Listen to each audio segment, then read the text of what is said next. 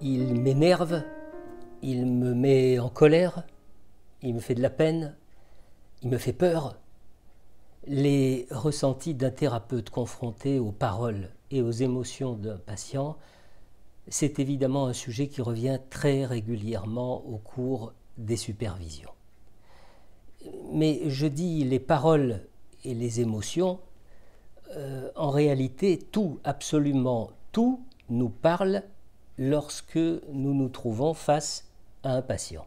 C'est-à-dire le moindre de ses gestes, l'odeur qu'il dégage, la façon dont il est habillé, peigné, maquillé, son regard, ce qu'il fait avec ses mains et avec ses jambes. Toutes ces perceptions résonnent en nous et induisent un état et un ressenti dont le Candide croit qu'ils sont le fruit, la synthèse de toutes ces perceptions-là. Bien évidemment, c'est faux.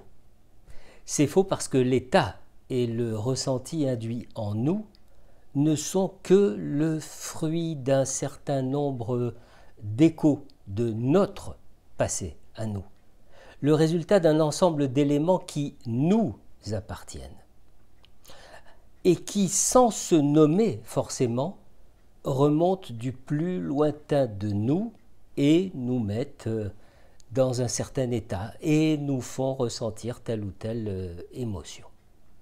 Alors vous comprenez que si nous n'éclairons pas cette part de nous, si nous ne la faisons pas remonter, si nous ne la ramenons pas au présent pour comprendre notre ressenti, alors nous nous égarons, c'est-à-dire que nous risquons de nous comporter d'une façon qui même très très discrètement va biaiser la thérapie ou l'analyse. Parce que de la peine, de la colère, de la peur ou ce que vous voulez comme émotion, bien sûr que nous pouvons parfaitement ressentir tout ça.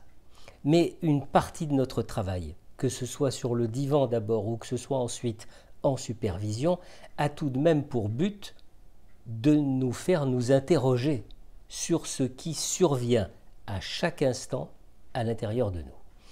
Autrement dit, et pour parler peut-être plus clairement, qu'est-ce que je suis en train de faire comme transfert sur ce patient-là? Et en effet, ne pas prendre conscience de ses propres transferts, ne pas comprendre leur mécanique intime, ça nous conduit à avancer d'une part en aveugle et d'autre part en influenceur, voilà, pour reprendre le vocabulaire à la mode. Or, ni l'aveuglement ni l'influence ne sont au menu de nos professions.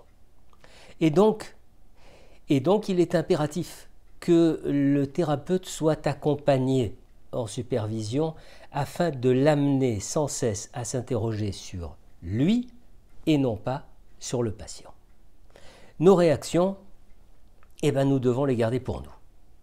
Que le patient insulte notre religion, qu'il qualifie de débile des choix politiques ou des choix sexuels dans lesquels nous nous reconnaissons, qu'il salisse quelque chose qui nous tient très à cœur, qu'il se mette en colère, oui, et qu'il nous abreuve des pires injures, eh bien non seulement nous devons savoir que ce n'est pas à nous que ce matériau s'adresse, mais qui plus est, le patient a parfaitement le droit de penser ce qu'il veut.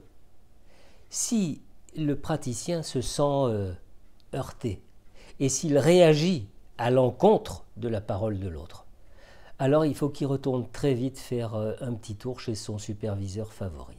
Parce que ça signifie qu'il a un grand besoin de travailler son contre-transfert. Nous sommes là pour entendre et pour réfléchir. C'est tout. Certainement pas pour donner notre avis ou pour défendre nos positions ou nos croyances.